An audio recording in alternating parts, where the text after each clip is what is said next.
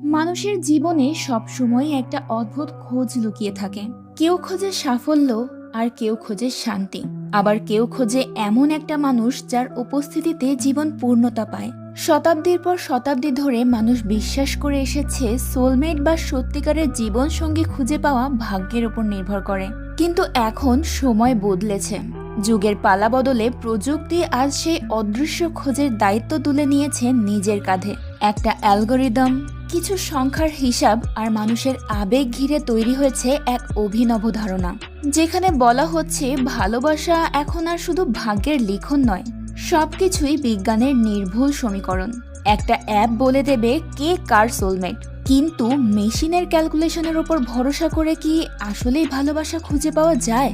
ভালোবাসা কি এতই সহজ যে একটা অ্যাপ ঠিক করে দেবে কে কার সোলমেট? বলছিলাম সম্প্রতি মুক্তিপ্রাপ্ত বলিউড মুভি পরম সুন্দরিয়ার কথা। সোলমেট খোঁজার এই যাত্রা শুধুই একটা প্রেমের গল্প নয়, বরং খুঁজে দেবে জীবনের সবচেয়ে বড় প্রশ্নের উত্তর। আর হ্যাঁ, নুসরাত আপুর আজকে এক্সাম আছে, তাই ভয়েসটা আমি দিচ্ছি। আশা করি এতে আপনাদের খুব একটা সমস্যা হবে না। তো চলুন আর কথা না বাড়িয়ে শুরু করা যাক আজকের এক্সপ্লেনেশন। শুরুতেই আমরা দেখতে পাই কেরালার একটা গ্রামের সমস্ত লোক একত্রিত হয়ে তাড়া করছে পরম নামের একটা ছেলেকে। নিজেকে বাঁচানোর জন্য পরম নদীতে ঝাঁপ দেয়। কিন্তু গোটা একটা গ্রামের মানুষ একটা ছেলেকে কেন এভাবে ধাওয়া করছে তা জানতে হলে আমাদেরকে 1 মাস আগে ফিরে যেতে হবে। বড়লোক বাবার একমাত্র ছেলে পরম সাজদেব। আজকালকার জেনারেশনে বড়লোক বাবার ছেলেরা সাধারণত যেমন হয়, পরমও ঠিক তেমনই। আধুনিকতার সাথে তাল মিলিয়ে চলতে ভালোবাসে সে। তার মতে মানুষ এআই এর যুগে নিজের ইন্টেলিজেন্সকে কম বিশ্বাস করে, কিন্তু আর্টিফিশিয়াল ইন্টেলিজেন্সের ওপর চোখ বন্ধ করে বিশ্বাস করতে পারে, কারণ মেশিন কখনোই ভুল করে না। পরম টেকনোলজি নিয়ে কাজ করতে ভালোবাসে, তবে আধুনিক টেকনিক্যাল মাইন্ডসেট থাকা সত্ত্বেও সে বিজনেসের বেলায় পুরোপুরি ব্যর্থ। বাবার টাকা নষ্ট করে পর্যায়ক্রমে অনেকগুলো স্টার্টআপ বিজনেস শুরু করেছিল সে, কিন্তু একটাও সফল হয়নি। এসব করতে গিয়ে বাবার কোটি কোটি টাকা ডুবিয়েছে সে। প্রতিবার নতুন কোনো স্টার্টআপ শুরু করার সময় পরমের মনে হয় এবার অবশ্যই সফল হবে, কিন্তু প্রতিবারই শুরু হতে না হতেই শেষ হয়ে যায় তার স্টার্টআপ বিজনেস। কিন্তু পরম হাল ছাড়ে না, সে নতুন নতুন বিজনেস আইডিয়া খুঁজতেই থাকে। এবার পরমের পরিচয় হয় শেখর নামের এক সফটওয়্যার ইঞ্জিনিয়ার সাথে। সে পরমের সামনে প্রেজেন্ট করে একটা ইউনিক অ্যাপের আইডিয়া। অ্যাপের নাম ফাইন্ড ইউর সোলমেট। শেখরের মতে বিশ্বের কয়েকজন বড় বড় সাইকোলজিস্ট, নিউরোসায়েন্টিস্ট এবং সফটওয়্যার ইঞ্জিনিয়াররা মিলে এই অ্যাপ ডেভেলপ করেছে। এই অ্যাপ ফ্রিকোয়েন্সি ব্যবহার করে দুজন মানুষের মধ্যকার কানেকশন খুঁজে বের করবে। এভাবে অ্যাপের মাধ্যমে মানুষ নিজের সোলমেটকে খুঁজে বের করতে পারবে। তো শেখর এই আইডিয়া পরমের সঙ্গে শেয়ার করে এবং পরম এই অ্যাপের জন্য টাকা ইনভেস্ট করে। আইডিয়াটা পরমের ভীষণ পছন্দ হয়, কিন্তু পরম ভরসা করতে পারে না যে বাস্তবেও অ্যাপের মাধ্যমে সোলমেট খুঁজে বের করা সম্ভব কিনা। তাই শেখর প্রথমে প্র্যাকটিক্যাল অ্যাপের কাজ দেখায়। প্র্যাকটিক্যালি দেখার পর পরমের বিশ্বাস হয় এই অ্যাপটা সত্যি সত্যি সোলমেট খুঁজতে সক্ষম। সে তখন এটা ভেবে এক্সাইটেড হয়ে যায় যে এবার সে সফল হবেই। কিন্তু app development, strong algorithm, data collection সবকিছুর জন্য প্রায় 5 কোটি টাকা দরকার। আর পরমের কাছে টাকার একমাত্র উৎস তো তার বড়লোক বাবা। এখন পর্যন্ত পরম বাবার কাছ থেকে অনেক টাকা নিয়ে নষ্ট করেছে। তাই সে ভালোভাবেই জানে এবার টাকা চাইতে গেলে তার বাবা কোনোভাবেই রাজি হবে না। তবুও সে সাহস করে তার বাবার কাছে গিয়ে ফাইন্ড মাই সোলমেট অ্যাপের ব্যাপারে জানায়। এরপর অ্যাপে ইনভেস্ট করার জন্য 5 কোটি টাকা চেয়ে বসে। স্বাভাবিকভাবেই পরমের বাবা রাজি হয় না। তখন পরম তার বাবাকে ইমোশনাল ব্ল্যাকমেল করতে শুরু করে। পরম বলে, সারা জীবন আমার আফসোস থেকে যাবে যে আমি জীবনে ভালো কিছু করার সুযোগ পেয়েছিলাম, কিন্তু আমার বাবার জন্য সুযোগটা কাজে লাগাতে পারিনি। শেষ পর্যন্ত ব্ল্যাকমেল করে সে তার বাবাকে রাজি করিয়েই ফেলে। কিন্তু তার বাবা তাকে একটা শর্ত দেয়, পরমকে এই 1 মাসের মধ্যে এই অ্যাপের মাধ্যমে নিজের সোলমেট খুঁজে বের করতে হবে, তবেই তার বাবা তাকে টাকাগুলো দেবে। আর সে যদি সোলমেট খুঁজে বের করতে না পারে তাহলে পরমের বাবা এই বিজনেসে তো ইনভেস্ট করবেই না, পরবর্তীতেও আর কোনো বিজনেসে ইনভেস্ট করবে না। সেই সাথে এখন পর্যন্ত পরমের পেছনে যত টাকা খরচ হয়েছে তার সবটাই উসুল করে নেবে। অনেক চিন্তাভাবনার পর পরম তার বাবার শর্তে রাজি হয়ে যায়। এরপর পরম শেখরের কাছে গিয়ে তার বাবার শর্তের ব্যাপারে জানায়। পরম শেখরকে বলে, যেভাবেই হোক আমার জন্য এমন একজন সোলমেট খুঁজে বের করো যার সাথে আমার ফ্রিকোয়েন্সি 100% ম্যাচ হবে, 1%ও কম হলে চলবে না। শেখর আগে থেকেই অ্যাপের জন্য অনেক ডেটা আর অ্যালগোরিদম কালেক্ট করে রেখেছিল। সেগুলোর মধ্য থেকে শেখর এমন একজনকে খুঁজে বের করে যার সাথে পরমের ফ্রিকোয়েন্সি 100% ম্যাচ করে। পরম শেখরের কাছে মেয়েটার ডিটেলস জানতে চায়। শেখর জানায় মেয়েটা থাকে কেরালাতে। মেয়েটার নাম থেকাপাট্টু সুন্দরী দামোদরন পিল্লাই। এত জটিল নাম দেখে পরম আর নামটা উচ্চারণ করার প্রয়োজনই মনে করে না। শেখর জানায় সোশ্যাল মিডিয়াতে এই মেয়ের কোনো অ্যাকাউন্ট নেই, তবে ডেটা অনুযায়ী এতটুকু জানা গেছে মেয়েটা অর্থাৎ সুন্দরী হোমস্টের বিজনেস করে। যেহেতু পরমের হাতে খুব বেশি দিন সময় নেই, তাই সে তার বন্ধু জাগ্গিকে নিয়ে তৎক্ষণাৎ কেরালার উদ্দেশ্যে রওনা দেয়। অ্যাপ থেকেই ওরা সুন্দরীর হোমস্টের অ্যাড্রেস জেনে নিয়েছিল। কেরালা পৌঁছানোর পর ওরা সেই অ্যাড্রেসটাই খুঁজতে শুরু করে। অনেক লোকের কাছে জিজ্ঞেস করার পর ফাইনালি পরম এবং জাগ্গি সুন্দরীর হোমস্টে খুঁজে পায়। পরমরা ভেবেছিল জায়গাটা হয়তো কোনো হোটেল হবে, কিন্তু সেখানে পৌঁছানোর পর ওরা অনেক অবাক হয়, কারণ এটা কোনো হোটেল নয়। সুন্দরী তার নিজের বাড়িটাকে হোমস্টে হিসেবে ইউজ করছে। এই বিজনেসের পাশাপাশি সুন্দরীর আরও একটা পরিচয় আছে, সে একজন প্রফেশনাল ডান্সার। পরম এবং জাগ্গি যখন সুন্দরীর বাড়িতে পৌঁছায়, সুন্দরী তখন বাচ্চাদেরকে নাচ শেখাচ্ছিল। প্রথম দেখাতেই পরম সুন্দরীর প্রেমে পড়ে যায়, যাকে বলে লাভ এট ফার্স্ট সাইট। পরম মন্ত্রমুগ্ধের মতো সুন্দরীর দিকে তাকিয়ে থাকে। ওদেরকে দেখে সুন্দরী ভাবে ওরা হয়তো বাড়িটা কিনতে এসেছে, কারণ একজন ব্রোকার সুন্দরীর বাড়িটা বিক্রি করতে চেষ্টা করছে। তাই সে একটা ধারালো অস্ত্র নিয়ে পরম এবং জাগ্গির দিকে ছুটে যায়। ব্যাপারটা বুঝতে পেরে পরম সুন্দরীকে বুঝিয়ে বলে যে আমরা আসলে এখানে ভাড়া থাকতে এসেছি, আমরা অনলাইনে বুকিং করেছিলাম। সুন্দরী এবার নিজের ভুলটা বুঝতে পেরে ক্ষমা চায়। সে বলে, আসলে 2 দিন আগে কেরালায় বড় একটা ঝড় হয়েছিল, তখন থেকে এখানকার ইন্টারনেট ঠিকভাবে কাজ করছে না, তাই আপনাদের বুকিং এর ব্যাপারে আমি জানতে পারিনি। সুন্দরী ওদেরকে হাসি মুখে ওয়েলকাম করে বাড়ির ভেতরে নিয়ে যায়। তবে নাম এন্ট্রি করার সময় সে একটু অবাক হয়, কারণ পরম বাড়ির সবগুলো রুম বুক করেছে। সুন্দরী জানতে চায় বাকি লোক কোথায়, এতগুলো রুমে নিশ্চয়ই 10-12 জন লোক থাকবে। তখন জাগ্গি বলে, না, আমরা শুধু 2 জনই থাকবো। পরম বলে, শহরের যান্ত্রিকতায় আমরা ক্লান্ত হয়ে পড়েছি, তাই একটু নিরিবিলি স্থানে শান্তিপূর্ণ সময় কাটাতে চাই। এই কারণেই পুরো বাড়ি বুক করেছি, যেন আর কেউ না থাকতে পারে। তবে তার বাড়ি বুক করার আসল কারণটা তো হচ্ছে সুন্দরী যেন শুধু তাদেরকেই সময় দেয়। অন্য কোনো গেস্ট থাকলে তো সুন্দরী পুরো সময়টা পরমকে দিতে পারবে না। যাই হোক, পরম সেখানে সুন্দরীর সাথে ফ্লার্ট করতে শুরু করে, কারণ তার তো উদ্দেশ্যই হলো 1 মাসের মধ্যে নিজের সোলমেট তৈরি করা। আর অ্যাপের ডেটা অনুযায়ী সুন্দরী তার সেই সোলমেট। তাই পরম একদম শুরু থেকেই সুন্দরীকে ইমপ্রেস করার চেষ্টা করতে থাকে। সে সুন্দরীর সাথে বিভিন্ন ধরনের কথা বলে যত দ্রুত সম্ভব একটা ভালো সম্পর্ক তৈরি করতে চায়। কিন্তু তাকে এভাবে অযথা কথা বাড়াতে দেখে সুন্দরী বিরক্ত হয়ে তার ছোট বোন আমুকে ডেকে বলে পরমদেরকে তাদের রুম দেখিয়ে দিতে। তাদের সাথে সুন্দরীও চলে যায়। সুন্দরী রুম দেখিয়ে চলে যেতে চাইলে পরম তাকে ডেকে একটু অপেক্ষা করতে বলে। সুন্দরী তাকে জিজ্ঞেস করে, বলুন আপনাকে কিভাবে সাহায্য করতে পারি? পরম তখন কোনো কথা খুঁজে না পেয়ে সুন্দরীকে জিজ্ঞেস করে, কোনো শক্ত ম্যাট্রেস আছে? নরম ম্যাট্রেসে আমার ঘুমাতে প্রবলেম হয়। সুন্দরী তখন একটা পাটি বের করে দেয়। এরপর সে আবার চলে যেতে চাইলে পরম আবার তাকে থামিয়ে বলে, আসলে আমার ফোনে না নেটওয়ার্ক পাচ্ছে না, কিভাবে নেটওয়ার্ক পেতে পারি? সুন্দরী তখন দূরের একটা নারকেল গাছ দেখিয়ে বলে, ওই যে গাছটা দেখতে পাচ্ছেন, ওর একদম ওপরে উঠে যাবেন, তাহলে একেবারে 5G নেটওয়ার্ক পাবেন। এই কথা বলে সুন্দরী চলে যেতে চাইলে পরম আবারও তাকে ডেকে বলে, আমি না এখানকার ভাষা বুঝি না, আপনি কি আমাকে গ্রামটা ঘুরে দেখাবেন? সুন্দরী এবার বিরক্ত হয়ে বলে, আমার অনেক কাজ আছে, আমি পারবো না। এই বলে সে আর কথা না বাড়িয়ে সেখান থেকে দ্রুত চলে যায়। পরদিন সকালে পরম জগিং করতে বের হয়। সেই সময় গ্রামেরই একটা মেয়ের সঙ্গে ধাক্কা লাগে তার। পরমকে দেখে মেয়েটা একেবারে পরমের গলায় ঝুলে যায়। সে পরমের সঙ্গে ফ্লার্ট করতে শুরু করলে পরম তাকে ইগনোর করে। তখন মেয়েটা বলে, আমি এই গ্রামের নার্স, চেক আপ করার দরকার হলে আমাকে জানাবেন। পরম পাত্তা না দিয়ে জগিং কন্টিনিউ করে। হঠাৎ গ্রামের কিছু লোক তাকে ঘিরে ধরে। পরম একটু ঘাবড়ে যায়। ঠিক সেই মুহূর্তে ভার্গবান নামের এক ব্যক্তি সেখানে চলে আসে। তাকে দেখেই সবাই পথ ছেড়ে দেয়। ভার্গবান পরমকে দেখে বলে, আমরা আমাদের গ্রামকে মন্দির মনে করি, আর মন্দিরে এরকম ছোট কাপড় চোপড় পরে ঘোরাঘুরি করার নিয়ম নেই। তুমি আমাদের সংস্কৃতি নষ্ট করছো। পরম ভার্গবানকে বোঝানোর চেষ্টা করে যে এটা তো জিম আউটফিট, কিন্তু ভার্গবন তাকে জোর করে লুঙ্গি পরিয়ে দেয়। জগিং শেষ করে রুমে ফিরলে জাগ্গি পরমকে বলে, দেখো, সুন্দরীর সঙ্গে বাস্তবে তোমার কোনো মিল নেই। বাস্তবে তোমরা সম্পূর্ণ অপোজিট। সুন্দরী এমন একটা মেয়ে যে এই যুগে এখনো তার কোনো সোশ্যাল মিডিয়া অ্যাকাউন্ট নেই। তোমাদের সম্পর্ক কোনোভাবেই তৈরি হবে না। পরমও বিষয়টা নিয়ে বেশ টেনশনে পড়ে যায়। এরপর সে সুন্দরীকে ইমপ্রেস করার জন্য সুন্দরীর ভাষা এবং কালচার শিখতে শুরু করে। সে সর্বক্ষণ সুন্দরীকে ফলো করে তার লাইফস্টাইল সম্পর্কে জেনে নেয়। সুন্দরীর একটা পোষা হাতি আছে। পরম লক্ষ্য করে সুন্দরী ওই হাতিটাকে অনেক ভালোবাসে।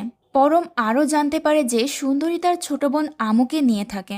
তাদের বাবা মা কেউ জীবিত নেই। তাই গ্রামের কিছু দুষ্টু লোক সুন্দরীকে বিরক্ত করার কোনো সুযোগ হাতছাড়া করে না।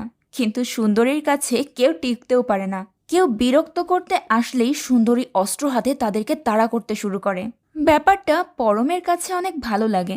বেশ কিছুদিন সুন্দরীকে ফলো করার পর পরম সুন্দরীর লাইফস্টাইল অনেকটাই আয়ত্ত করে ফেলেছে। এরপর একদিন সে সুন্দরীকে খুশি করার জন্য একদম ভোরবেলায় উঠে নিজের জন্য সবার হাতে নাস্তা বানায়। বিষয়টা আমুর ভীষণ ভালো লাগে। সে তো পরমের ফ্যান হয়ে যায়। কিন্তু পরমের টার্গেট তো সুন্দরীকে ইমপ্রেস করা। সুন্দরী পরমের তৈরি করা খাবার খেতে বসলে পরম খুব খুশি হয় এবং গুনগুন করে গান গাইতে শুরু করে। গানটা শুনে সুন্দরী এক্সাইটেড হয়ে বলে, আরে, এটা তো আমার ফেভারিট গান। পরম সেটা শুনে খুব খুশি হয়, কারণ সে তো আগে থেকেই জানতো এটা সুন্দরীর ফেভারিট গান। তাই সে গানের আরও কিছু অংশ গেয়ে শোনায়, আর সুন্দরীও পরমের সঙ্গে তাল মেলান। কিন্তু এখানেও বেচারা পরম একটা ভুল করে ফেলে। সুন্দরীকে আরেকটু খুশি করার জন্য সে রজনীকান্তের অনেক প্রশংসা করে বলে, তোমাদের ইন্ডাস্ট্রির হিরোদের তো ব্যাপারই আলাদা। এটা শুনে সুন্দরী রেগে গিয়ে বলে, রজনীকান্ত স্যার তামিল সুপারস্টার, আমাদের ইন্ডাস্ট্রি মালায়ালাম। তোমরা কি সাউথ ইন্ডিয়ান মানে তামিল মুভি তামিল হিরো ভাবো? তাহলে বাস্তবতা শোনো। প্রত্যেকটা রাজ্যের আলাদা আলাদা ইন্ডাস্ট্রি, আলাদা আলাদা সুপারস্টার। কেরালার ইন্ডাস্ট্রি মালায়ালাম আর সুপারস্টার মোহনলাল। তামিলের সুপারস্টার রজনীকান্ত। আন্ধ্রপ্রদেশের ইন্ডাস্ট্রি তেলুগু আর সুপারস্টার হচ্ছে আল্লু অর্জুন। এবং কর্ণাটকের ইন্ডাস্ট্রি কন্নড় আর সুপারস্টার ইয়াশ। কথাটা ভালোভাবে মাথায় গেঁথে নাও। এসব শুনে পরম লজ্জিত হয়ে সুন্দরীর কাছে ক্ষমা চায়। কিন্তু সুন্দরী তার উপর ভীষণ অভিমান করেছিল।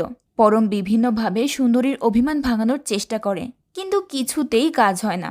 তখন পরম তাকে জিজ্ঞেস করে, আচ্ছা বলো, কি করলে তোমার অভিমান ভাঙবে? সুন্দরী এবার পরমকে একটা শিক্ষা দেওয়ার জন্য একটা সুযোগ পায়। সে পরমকে নিয়ে যায় তার আঙ্কেল ভার্গবানের কাছে। সুন্দরী ভার্গবানকে নিজের বাবার মতোই সম্মান করে। তো ভার্গবান একটা আখাড়া চালায়। সুন্দরী পরমকে ভার্গবানের হাতে তুলে দিয়ে বলে, ওকে আমাদের ট্রেডিশন শিখিয়ে দিন। পরমও শেখার আগ্রহ প্রকাশ করে, কিন্তু সে জানতো না তার সাথে কি হতে চলেছে। ভার্গবান একজন প্রফেশনাল ফাইটারের সঙ্গে লড়াই করতে বলে পরমকে। পরম প্রথমে একটু ঘাবড়ে যায়, কারণ সে তো কখনো এভাবে ফাইট করেনি। তবে নিয়ম না জানলেও পরম চালাকি করে ওই ফাইটারকে পরাজিত করে। এরপর সুন্দরীকে ইমপ্রেস করার জন্য একটু এক্সট্রা স্ট্যান্ডবাজি করতে শুরু করে। কিন্তু দুঃখের বিষয় সে নিজেই নিজেকে আঘাত করে ফেলে।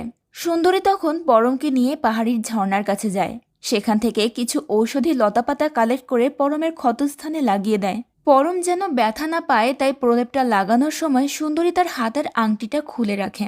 কিন্তু পরবর্তীতে আংটিটার কথা সে ভুলেই যায়। সেটা ফেলে রেখেই সে বাড়ি চলে যায়। পরদিন সকালে নিজের আংটিটা না খুঁজে পেয়ে সুন্দরী চিন্তিত হয়ে পড়ে, কারণ এটা তার মৃত মায়ের আংটি। আংটিটা যে সে ঝর্ণার কাছে ফেলে এসেছে এটাও বেচারি ভুলে গেছে। তবে পরমের মনে পড়ে যায় ব্যাপারটা। সে দ্রুত জাগ্গিকে নিয়ে চলে যায় ঝর্ণার কাছে, কিন্তু আংটিটা ততক্ষণে পানিতে পড়ে গিয়েছিল। পরম অনেকটা সময় খোঁজাখুঁজির পর ফাইনালি রিংটা পেয়ে যায়। ঠিক তখনই সুন্দরীর পোষা হাতিটা সেখানে চলে আসে। সে তার সুর দিয়ে পরমকে পেঁচিয়ে ধরে। পরম অনেক ভয় পেয়ে যায়। সে ভাবতে থাকে এবার হয়তো আর তার নিস্তার নেই, হাতিটা তাকে শেষ করেই ফেলবে। কিন্তু সত্যিটা হলো হাতি পরমের সঙ্গে খেলা করছিল। ব্যাপারটা না বুঝেই জাগ্গি সুন্দরীকে ডেকে নিয়ে আসে। সুন্দরী এসে হাতিটাকে কমান্ড দেওয়ার সাথে সাথেই সে পরমকে ছেড়ে দেয়। এরপর পরম সুন্দরীকে ওই আংটিটা দিলে সুন্দরী অনেক ইমোশনাল হয়ে পড়ে। পরমের জন্য সুন্দরীর মনে একটা সফট কর্নার তৈরি হয়। দুজনে একসাথে বসে অনেকটা সময় নিজেদের জীবনের গল্প করে, নিজেদের সুখ আর দুঃখের কথাগুলো শেয়ার করে। দুজনের মধ্যে একটা বন্ধুত্বপূর্ণ সম্পর্ক তৈরি হয়। তখন সুন্দরী ঠিক করে সে পরমকে পুরো কেরালাটা ঘুরিয়ে দেখাবে। পরদিন সকালেই ওরা বেরিয়ে পড়ে। সারাদিন প্রচুর ঘোরাঘুরি করে। এরই মাঝে বৃষ্টি নামায় ওরা একটা চার্চে গিয়ে আশ্রয় নেয়। সে সময় পরম সুন্দরীকে বলে, ঈশ্বরের কাছে জীবনের চাওয়া পাওয়াগুলো কনফেস করো। তখন সুন্দরী নিজের মনের কথাগুলো বলে দেয়। সে বলে, আমার হোমস্টের বিজনেস একেবারেই পছন্দ না, এই কাজটা তো আমি বাধ্য হয়ে করছি। আসলে সুন্দরী একজন প্রফেশনাল মোহিনীআট্টম ডান্সার। ওই যে শুরুতে বলেছিলাম না, তো ছোটবেলা থেকেই তার স্বপ্ন ছিল ডান্স নিয়ে সে জীবনে কিছু একটা করবে। কিন্তু অ্যাক্সিডেন্টে বাবা মা মারা যাওয়ার পর সংসারের দায়িত্ব এসে পড়ে সুন্দরীর কাঁধে। তাছাড়া এই মডার্ন যুগে ট্র্যাডিশনাল ক্লাসিক্যাল ডান্সের খুব একটা কদর নেই। এটাকে প্রফেশন হিসেবে বেছে নিলে সুন্দরী যথেষ্ট ইনকাম করতে পারত না। তাই সে বাধ্য হয়ে ভার্গবানের পরামর্শে হোমস্টের বিজনেস শুরু করে। সবকিছু শুনে পরম সুন্দরীকে বুঝিয়ে বলে, অন্য কারোর পরামর্শে জীবনের এত বড় সিদ্ধান্ত নিতে হয় না, তোমার উচিত ছিল তোমার মনটাকে ফলো করা। তো এরপর পরম সুন্দরীর সামনে নিজেও কনফেশন করার সিদ্ধান্ত নেয়। তাকে বলতে চায় সোলমেট খুঁজতে এসে পরম সত্যি সত্যি ভালোবেসে ফেলেছে সুন্দরীকে। কিন্তু ঠিক সেই মুহূর্তেই তার কাছে শেখরের কল আসে। শেখর বলে, অ্যাপের জন্য কিছু অ্যাডভান্স প্রয়োজন, আপনি যদি না দিতে পারেন তাহলে আমি অন্য কোনো ইনভেস্টর দেখে নিচ্ছি। অলরেডি অনেকেই এই অ্যাপের ব্যাপারে ইন্টারেস্টেড। তবে পরম কোনোভাবেই এই অ্যাপটা হাতছাড়া করতে চাচ্ছিল না, কারণ অ্যাপের মাধ্যমেই তো সে তার সোলমেটকে পেয়েছে। সে বলে, অ্যাডভান্স লাগলে আমি জোগাড় করে দিচ্ছি, কিন্তু অন্য কাউকে ইনভলভ করার প্রয়োজন নেই। শেখরের সাথে কথা শেষ করে পরম নিজের মনের কথাটা বলার জন্য সুন্দরীর কাছে গেলে দেখতে পায় বেচারি ঘুমিয়ে পড়েছে।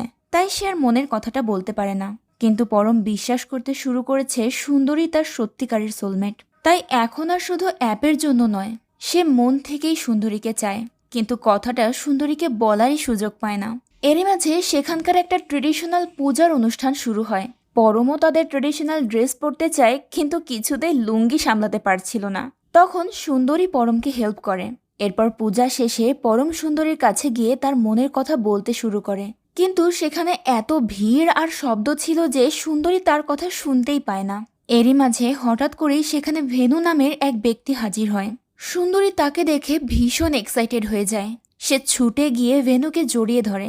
সেটা দেখে পরম একেবারে হা হয়ে যায়। তবে সবথেকে বেশি অবাক তো তখন হয় যখন ভার্গবান সবার সামনে অ্যানাউন্স করে যে আর মাত্র 10 দিন পরেই সুন্দরী আর ভেনুর বিয়ে হতে চলেছে। তখন ভেনুর সাথে বিয়ে হওয়ার কথা শুনে পরম ভীষণ রেগে যায়।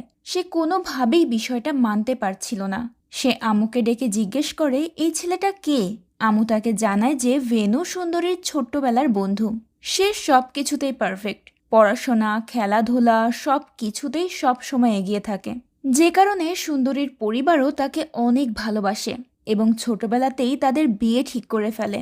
সুন্দরী আর ভেনুও তাতে আপত্তি করে না, কারণ তারা তো বেস্ট ফ্রেন্ড। তবে একটা সময় পড়াশোনার খাতিরে ভেনু শিফট হয়ে যায় ব্যাঙ্গালোরে আর সুন্দরী মুম্বাইতে, যে কারণে ধীরে ধীরে তাদের মধ্যে কমিউনিকেশন গ্যাপ তৈরি হয়। সুন্দরীও পড়াশোনায় খুবই ভালো ছিল এবং তার স্বপ্ন ছিল সে নাচ নিয়ে ভবিষ্যতে কিছু একটা করবে। কিন্তু একদিন এক ভয়ঙ্কর ঝড়ে তার সমস্ত স্বপ্ন উড়িয়ে নিয়ে যায়। তার বাবা মা একটা কার অ্যাক্সিডেন্টে মারা যায়। এরপর সুন্দরী নিজের সমস্ত স্বপ্ন জলাঞ্জলি দিয়ে পরিবারের দায়িত্ব পালনে ব্যস্ত হয়ে পড়ে। ধীরে ধীরে তার জীবন থেকে সমস্ত হাসি খুশি বিলীন হয়ে যেতে থাকে। ভীষণ একা হয়ে পড়ে সে। আমু এই বিষয়টা মেনে নিতে পারে না। সে তার বোনের জন্য একজন সঙ্গী খোঁজার চেষ্টা করছিল, যে কারণে সে সুন্দরীর কাছ থেকে লুকিয়ে তার নামে বিভিন্ন ডেটিং অ্যাপসে অ্যাকাউন্ট বানায়। সেটা শুনে পরম বুঝে যায় অ্যাকাউন্ট সুন্দরী নয়, বরং তার ছোট বোন তৈরি করেছিল। আর তাই সুন্দরী প্রথম দিন তাদেরকে চিনতে পারেনি। তো এরপর আমু তাকে জানায়, সুন্দরী যখন অ্যাকাউন্টের বিষয়টা জানতে পারে তখনই সে ওই সমস্ত অ্যাপ ডিলিট করে দেয়। বেচারি ভেবেছিল তার বোন হয়তো এই সুবাদে একটা পার্টনার পেয়ে যাবে আর খুশি থাকতে পারবে, কিন্তু না, সুন্দরী যেন তার জীবন থেকে খুশি নামের শব্দটাই মুছে ফেলেছিল। এসব কথা শুনতে শুনতেই হঠাৎ করে পরমের মাথায় একটা আইডিয়া আসে। সে দৌড়ে গিয়ে সুন্দরীকে বলে, তুমি মন ভেঙে দিলে। কথাটা শুনে সুন্দরী ভীষণ ঘাবড়ে যায়। তখন পরম বিষয়টা সামাল দেওয়ার জন্য বলে দেয়, আরে আমি নিজের কথা বলিনি, তোমার মহল্লার এসব প্রেমিকদের কথা বলেছি। তখন সুন্দরী বলে, আসলে ছোটবেলা থেকেই আমাদের বাবা মা আমাদের বিয়ে ঠিক করে রেখেছিল। যদিও অবাক হওয়ার কিছু নেই, তবে হঠাৎ করে এত কিছু হয়ে যাচ্ছে তো তাই একটু নার্ভাস হয়ে পড়েছি। তখন পরম তাকে জিজ্ঞেস করে, আচ্ছা তোমাদের এখানে কি এভাবেই হুটহাট করে বিয়ে ঠিক হয়ে যায়? না, আসলে আমি তো তোমাদের কালচারের ব্যাপারে খুব একটা জানি না, তাই জিজ্ঞেস করছি। তার কথাগুলো সুন্দরীকে আরো বেশি অস্বস্তিতে ফেলে দিচ্ছিল। সে এদিক সেদিকের কথা বলে পরমকে অ্যাভয়েড করার চেষ্টা করছিল, কিন্তু পরম হঠাৎ করেই তাকে জিজ্ঞেস করে বসে, তুমিও কি এই বিয়েটা করতে চাও? তখন সুন্দরী বলে ওঠে, আমার বাবা মা এটা চেয়েছিল, আর এখানে যারা আমার শুভাকাঙ্ক্ষী আছে তারাও এই বিয়েটা চায়, এটাই আমার জন্য যথেষ্ট। পরম বলে, এটা তো আমার প্রশ্নের উত্তর না। আসলে সুন্দরী নিজেও মনের বিরুদ্ধে গিয়ে বিয়েটা করছিল। ছোটবেলায় ঠিক হওয়া বিয়েটা যে বড় হওয়ার পরেও বহাল থাকবে এটা সে বুঝতে পারেনি, যে কারণে সে পরমকে মনে মনে ভালোবেসে ফেলেছিল। কিন্তু এখন তো কিছু করার নেই, পরিস্থিতির শিকার সে পরমকে অ্যাভয়েড করে সেখান থেকে চলে যাওয়ার সময় হঠাৎ করেই ভেনু এসে জিজ্ঞেস করে, তুমি এই বিয়েতে খুশি তো? আমি তোমার বেস্ট ফ্রেন্ড, তাই তুমি আমাকে সব কিছু বলতে পারো। তখন সুন্দরী তাকে জানিয়ে দেয় সে এই বিয়েতে খুশি। সেটা শুনে ভেনুও খুব খুশি হয়। খুশি হতে পারে না শুধু একজন, সেটা হলো পরম।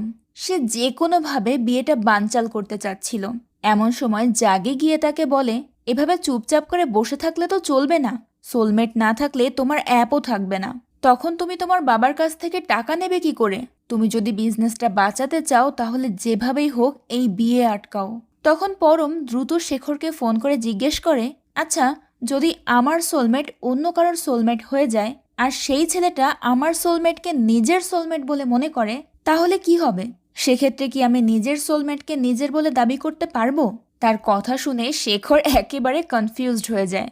সে বলে, এই পৃথিবীতে একটা মানুষের অনেকের সাথে রিলেশন হতে পারে, কিন্তু সোলমেট শুধুমাত্র একজনই হবে।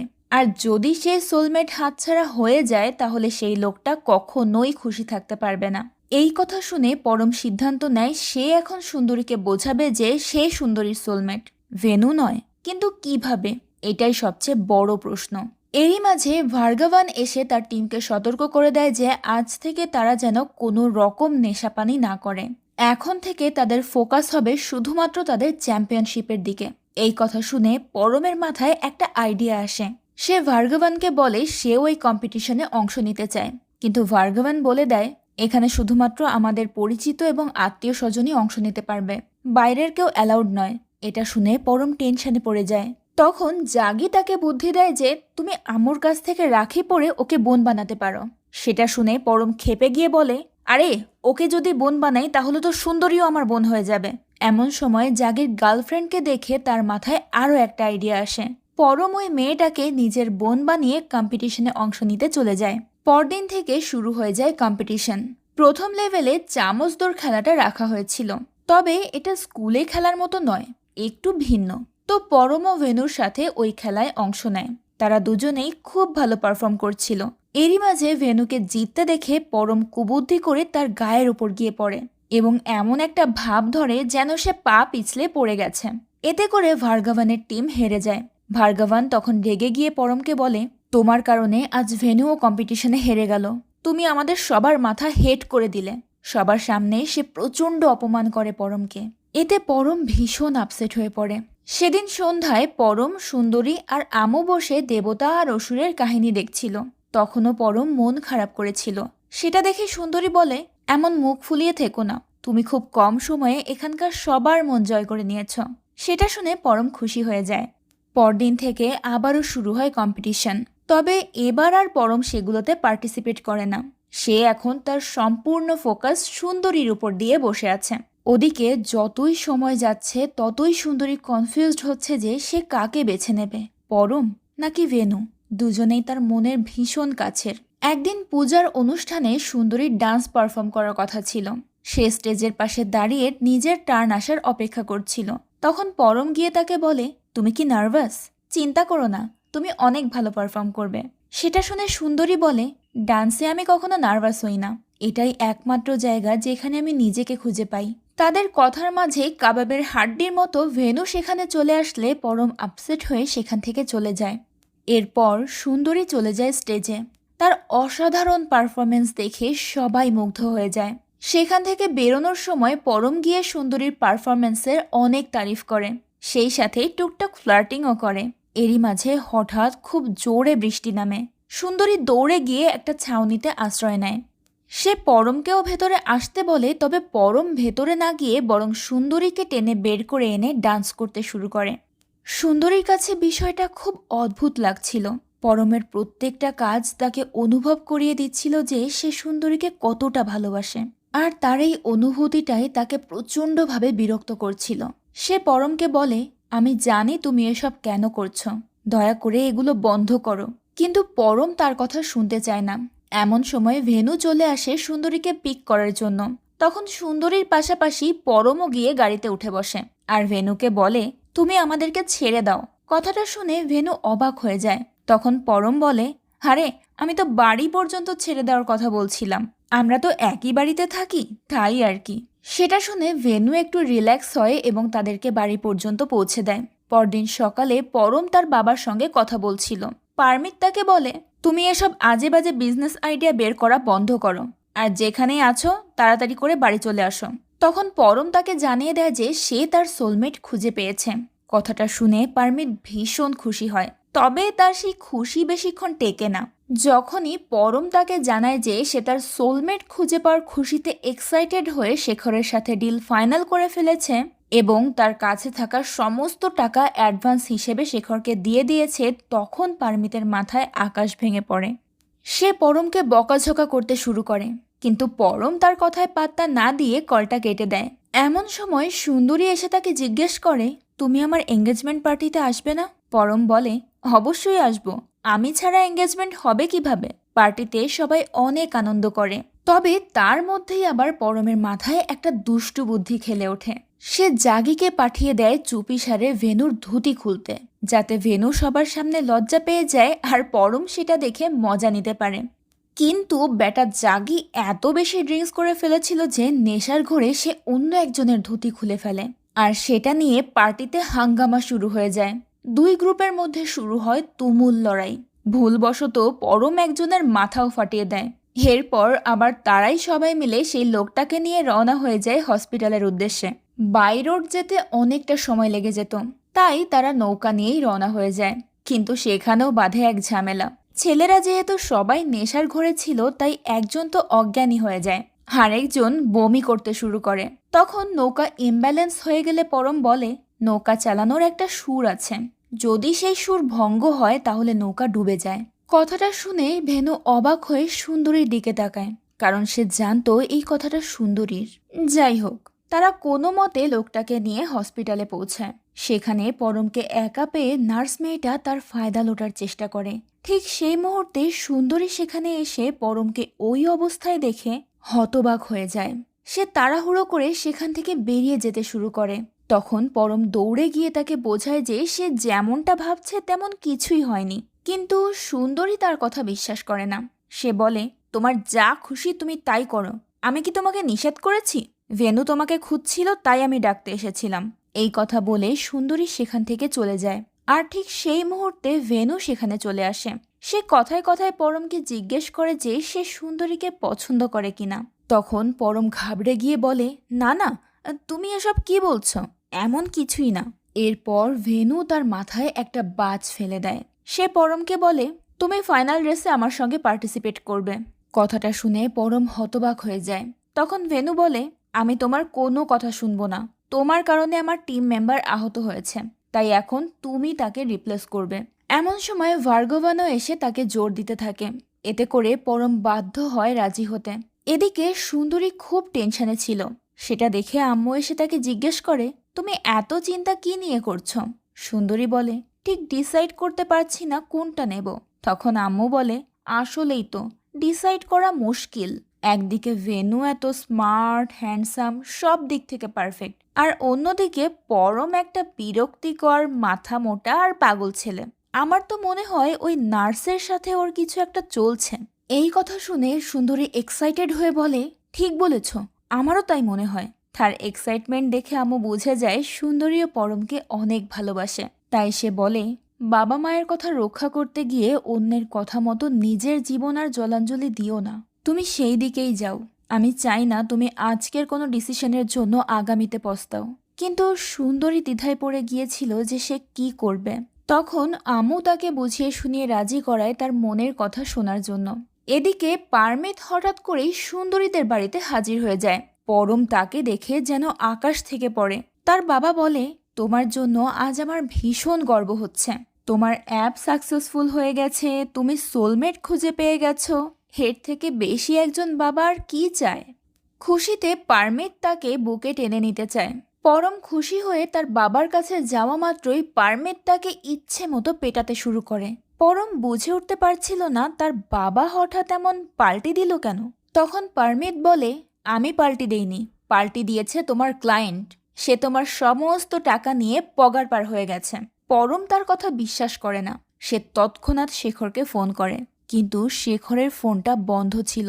এমনকি পরমকে সব সোশ্যাল মিডিয়া থেকেও ব্লক করে দিয়েছিল। এটা দেখে পরমের মাথায় এবার সত্যিই বাজ পড়ে। তার টাকাগুলো তো পানিতে গেলই, সেই সাথে তার এটা নিয়ে সন্দেহ হতে থাকে যে শেখরের বানানো অ্যাপ যদি নকল হয়ে থাকে তাহলে কি তার সোলমেটও নকল? তার মধ্যে সুন্দরীর জন্য যে অনুভূতিগুলো আছে সেগুলো কি সবই নকল? তখনই তার বাবা বলে ওঠে, তুমি আজকে সব সীমা পার করে দিয়েছ। অপদার্থ তো তুমি শুরু থেকেই ছিলে, কিন্তু এখন ধোঁকাবাজও হয়ে গেছো। ওই অ্যাপের সত্যতা প্রমাণ করার জন্য তুমি একটা মেয়ের মন নিয়ে খেলেছ। কিভাবে পারলে তুমি এটা? বাবার কথাগুলো পরমের কানে যেন বিষের মতো লাগছিল, কিন্তু তার কিছুই করার ছিল না। এরই মাঝে সুন্দরী সেখানে ছুটে আসে পরমকে তার মনের কথা বলার জন্য। তবে সে কিছু বলার আগেই পরম তাকে জানিয়ে দেয় যে সে এখানে ঘুরতে বা কালচার দেখতে আসেনি। সে এসেছিল তার বিজনেসের কাজে। সে একটা ডেটিং অ্যাপে ইনভেস্ট করেছিল, সেটা আদৌ কাজ করবে কিনা সেই এক্সপেরিমেন্ট করতে এসেছিল। সুন্দরী তার কথা শুনে ভীষণ কষ্ট পায়। সে ভাবতেই পারছিল না যে মানুষটাকে ভালোবেসে সে নিজের বাবা মায়ের ওয়াদা ভঙ্গ করতে রাজি হয়ে গেছে, সেই মানুষটাই কিনা তাকে সামান্য একটা এক্সপেরিমেন্ট মনে করে। সে কড়া ভাষায় পরমকে বলে, আমার মনে হয় তোমার এক্সপেরিমেন্ট শেষ হয়ে গেছে, এখন তুমি এখান থেকে যেতে পারো। পরম তাকে বোঝানোর চেষ্টা করে, কিন্তু সুন্দরী তার কোনো কথা না শুনে সেখান থেকে চলে যায়। তখন পরম মন খারাপ করে ফেরার প্রস্তুতি নিতে শুরু করে, কিন্তু এবার আর জাগি তার সঙ্গে ফিরতে চায় না। কারণ পরমের তার সোলমেটকে নিয়ে সন্দেহ থাকলেও তার মনে তার গার্লফ্রেন্ডকে নিয়ে কোনো সন্দেহ নেই। সে মেয়েটাকে অনেক ভালোবাসে, তাই কোনোভাবেই তাকে ছাড়তে চায় না। পরম তখন কিছু না বলেই তার বাবার সাথে দিল্লি যাওয়ার উদ্দেশ্যে রওনা হয়। কিন্তু যাওয়ার পথেই ভেনুরা সবাই এসে তাদের পথ আটকায়। কম্পিটিশন শেষ না হওয়া পর্যন্ত কোনোভাবেই তারা পরমকে যেতে দিতে রাজি হচ্ছিল না। পরম তাদেরকে বলে, দেখো, আমার খুব জরুরি একটা কাজে যেতে হবে, আমার বাবা আমাকে নিতে এসেছে। তখন সবাই গিয়ে পারমিতকে ভয় দেখাতে শুরু করে। এসব দেখে পারমিত বেচারা ঘাবড়ে গিয়ে কম্পিটিশন পর্যন্ত থাকতে রাজি হয়ে যায়। পরদিন সকালে পরম সবার সাথে মিলে কম্পিটিশনে যোগ দেয়। তবে তাদের নৌকাটা বেশ ধীর গতিতে চলছিল। এভাবে চলতে থাকলে তো জেতা অসম্ভব। তখন পরমের মাথায় একটা বুদ্ধি আসে। সে হঠাৎ করেই গান গাইতে শুরু করে। সেটা দেখে সবাই অবাক হয়ে যায়, কিন্তু পরক্ষণেই তারা লক্ষ্য করে পরমের দেখা দেখি নৌকায় সবাই গান গাইতে শুরু করেছে। আর সেই গানের তালে তালে তারা খুব দ্রুতই সামনের দিকে এগিয়ে যাচ্ছে। সবশেষে পরমরা সেই কম্পিটিশনে জিতে যায়। এটা দেখে সুন্দরী সহ সবাই খুশিতে মেতে ওঠে। চ্যাম্পিয়ন ট্রফি নিয়ে উল্লাস করতে করতে ভেনু গিয়ে সুন্দরীকে জড়িয়ে ধরে। সেটা দেখে পরম আপসেট হয়ে যায়। ওদিকে সুন্দরীর নজরও তার দিকেই আটকে ছিল। মুখে যতই রাগ দেখাক না কেন, তার মনের ভেতর একমাত্র পরমই ছিল। তো পরদিন পরমরা এয়ারপোর্টের উদ্দেশ্যে রওনা হয়ে যায়। তবে যাওয়ার পথে তার বাবা তাকে বলে, একবার ভেবে দেখো, তুমি কোনো ভুল করছো না তো? তুমি মেয়েটাকে এভাবে একা ফেলে কিভাবে যেতে পারো? তখন পরম বিরক্ত হয়ে বলে, তুমি আমার কাছে কি চাও? একবার তোমার সঙ্গে যেতে বলছো, আর একবার বলছো মেয়েটাকে কিভাবে রেখে যাচ্ছি। আমি কি করব? ওর বিয়ে আজকে, আমি ওকে কোনোভাবেই পাবো না। সেটা শুনে তার বাবা বলে, তোমাদের জেনারেশনের এই একটাই বড় সমস্যা, তোমরা আর্টিফিশিয়াল ইন্টেলিজেন্সের ওপর এতটাই ডিপেন্ডেন্ট হয়ে গেছো যে নিজেদের ওপর একটুও কনফিডেন্স নেই। সোলমেট কখনো কোনো অ্যাপ ডিসাইড করে দিতে পারে না, সেটা ডিসাইড করে আমাদের মন। কিন্তু তোমরা তো এআইকে বিশ্বাস করো, নিজের মনকে না। পরম তখন হতাশ হয়ে বলে, অনেক দেরি হয়ে গেছে বাবা, এখন আর কিছুই করার নেই। কিন্তু পারমিত বলে, ভালোবাসা প্রকাশের কোনো সময় থাকে না, এতে কখনো দেরি হয় না। তোমার যদি মনে হয় তুমি মেয়েটাকে ভালোবাসো, তাহলে যাও। কথাটা শোনা মাত্রই পরমের মধ্যে এক অদ্ভুত কনফিডেন্স চলে আসে এবং সে সোজা চলে যায় তার সুন্দরীর কাছে। তবে সোজা পথে তো আর বিয়ের কনের ঘরে ঢোকা যায় না, তাই সে নারকেল গাছ বেয়ে সুন্দরীর ঘর বরাবর পৌঁছে যায়। সে দেখতে পায় সুন্দরী বউ সেজে বসে বসে তার আর পরমের ছবিগুলো ডিলিট করছে। পরম তখন বলে ওঠে, আমার ছবিগুলো ডিলিট করছো কেন? হঠাৎ করে পরমকে সেখানে দেখে সুন্দরী অবাক হয়ে যায়। তখন পরম তাকে জানায় সে তার সুন্দরীকে নিতে এসেছে, কিন্তু সুন্দরী তার সঙ্গে যেতে রাজি হয় না। কিভাবে যাবে? আজ তো তার বিয়ে। এমন সময় ভার্গবান আর তার লোকেরা এসে পরমের এসব কাজকর্ম দেখে ভীষণ ক্ষেপে যায়। পরম তাকে বোঝানোর চেষ্টা করে যে সে সুন্দরীকে ভালোবাসে, তাই তাকে নিতে এসেছে, কিন্তু ভার্গবান তার কথায় রাজি হয় না। উল্টো তার ওপর অ্যাটাক করলে পরম বেচারা নারকেল গাছ থেকে সোজা গিয়ে পড়ে মাটিতে। তবুও সে হার মানে না। সে লুকিয়ে লুকিয়ে সুন্দরীর ঘরে পৌঁছে যায়। সে সুন্দরীকে কনভিন্স করতে থাকে তার সঙ্গে যাওয়ার জন্য। এমন সময় আরও লোকজন এসে তার উপর হামলা করতে শুরু করে। তাকে টেনে হিচড়ে সেখান থেকে নিয়ে যেতে থাকে। যেতে যেতে পরম বলে, আমি এখান থেকে চলে যাচ্ছি ঠিকই, তবে তোমাকে বউ না বানিয়ে এই এলাকা ছাড়ছি না। তার কথা শুনে সুন্দরী অবাক হয়ে তার দিকে তাকিয়ে থাকে। সেটা দেখে ভেনুর মনে একটু সন্দেহ জাগে। এদিকে পরম কোনো মতে তাদের হাত থেকে বেঁচে পালাতে শুরু করে, যেটা আমরা গল্পের একদম শুরুতে দেখেছিলাম। ওদিকে তার বাবা আর জাগি মিলে বাড়ির সবাইকে সামাল দিচ্ছিল। এরই মাঝে ভেনু গিয়ে সুন্দরীকে বলে, দেখো, আমি তোমার বেস্ট ফ্রেন্ড, আমি তোমাকে পছন্দও করি, কিন্তু তার মানে এই নয় যে তোমাকে সবার কথা শুনে বাধ্য হয়ে আমাকে বিয়ে করতে হবে। এটা তোমার জীবনের সবচেয়ে বড় ডিসিশন, তাই এই সিদ্ধান্ত তোমাকে সম্পূর্ণ নিজের উপর ভিত্তি করে নিতে হবে, আমার বা অন্য কারোর কথার উপর ভিত্তি করে নয়। আমি তোমাকে বলছি, তোমার যেটা মন চায় তুমি সেটাই করো, আমি তোমার সঙ্গে আছি। ওদিকে পরম ছুটতে ছুটতে একেবারে নদীর কিনারায় গিয়ে পৌঁছায়। আর যাওয়ার কোনো জায়গা ছিল না, তাই সে খুব সাহস দেখিয়ে ওই লোকগুলোকে হুমকি দেওয়ার চেষ্টা করে। কিন্তু ভয়ে বেচারা যে কি কি বলছিল তা হয়তো সে নিজেও জানতো না। যাই হোক, অনেক চেষ্টার পর হাল ছেড়ে দিয়ে সে পানিতে ঝাঁপ দেয়। এরই মাঝে পারমিত সহ সুন্দরীর পরিবারের সবাই ছুটে আসে নদীর পাড়ে। তারা দেখতে যাচ্ছিল পরমের অবস্থা কি হয়। ওদিকে পরম বেচারা তো পানিতে হাবুডুবু খাচ্ছিল। ঠিক সেই মুহূর্তে সুন্দরী একটা ছোট্ট নৌকা নিয়ে সেখানে পৌঁছে যায়। সে পরমকে পানি থেকে টেনে তোলে। তাকে সেখানে দেখে পরম খুব অবাক হয়। সে সুন্দরীকে বলে, পানি থেকে তো আমাকে বাঁচিয়ে নিলে, কিন্তু ওই লোকগুলোর হাত থেকে কিভাবে বাঁচাবে? সুন্দরী তখন হাসতে হাসতে বলে, আমার কাছে একটা আইডিয়া আছে। পরম অবাক হয়ে জিজ্ঞেস করে, কি আইডিয়া? তখন সুন্দরী তাকে খুব কাছে টেনে নেয়। সেটা দেখে সবাই বুঝে যায় শুধুমাত্র পরমই নয়, সুন্দরীও তাকে ভীষণ ভালোবাসে। পারমিত তো সেটা দেখে ভীষণ খুশি হয়।